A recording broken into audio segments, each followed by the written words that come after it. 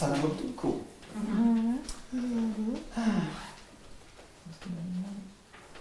Angalou, Angalou. Mais écoute bien, j'ai 4 branches boueuses, 2 branches mortes et une branche folle.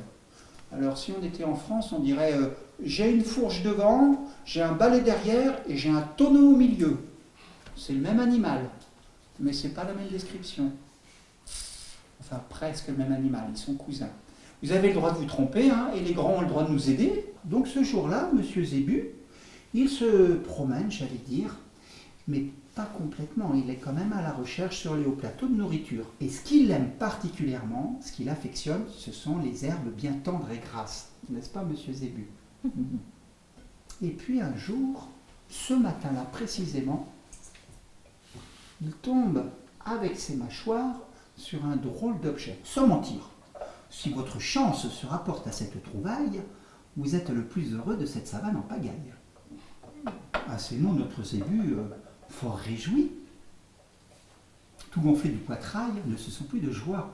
Le voilà qui tressaille. Mais soudain, me croirez-vous, un sombre doute l'assaille. Bonsoir, commère. Alors, qu'est-ce qu'elle est en train de préparer? Vous voyez, quand je vous parle de cuisine, je me trompe pas. Alors moi, je peux sentir, mais vous, peut-être pas d'où vous êtes avec vos masques, vous ne sentez rien. Bon, je vais vous dire, c'est du riz rouge, mon préféré. Ah, c'est du riz au bread.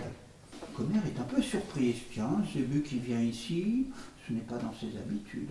Donc, elle essaye d'être polie. Elle lui dit, je pense que tu es surtout venu avoir des nouvelles de compère, ton ami, mais il n'est pas là. Il est parti et voici peu de temps et je ne sais pas quand est-ce qu'il va revenir. Zébu dit, c'est pas un problème. Je vais m'asseoir au pied du tamarinier ou du fromager, et puis je vais attendre. Je ne suis pas pressé. Et à la fin, ça donne quelque chose d'aussi gros que cela, et on coupe des tranches. Et en fait, si on en mange une, on se dit, c'est bon, c'est nourrissant. Au bout de 2 tranches, on dit, c'est bon, c'est nourrissant. Et au bout de 3e tranche, on dit, non, ça ira, merci. Voyez la pierre à écraser? Est-ce que vous ne pouvez pas essayer? Vous ne voulez pas essayer? Non? Vous avez peur de tomber? Vous avez peur qu'il se passe quelque chose de terrible avec Zébu? Vous êtes méfiante? Bon, alors je vais demander à un grand, alors, ou une grande. Je vais être obligé. Hein.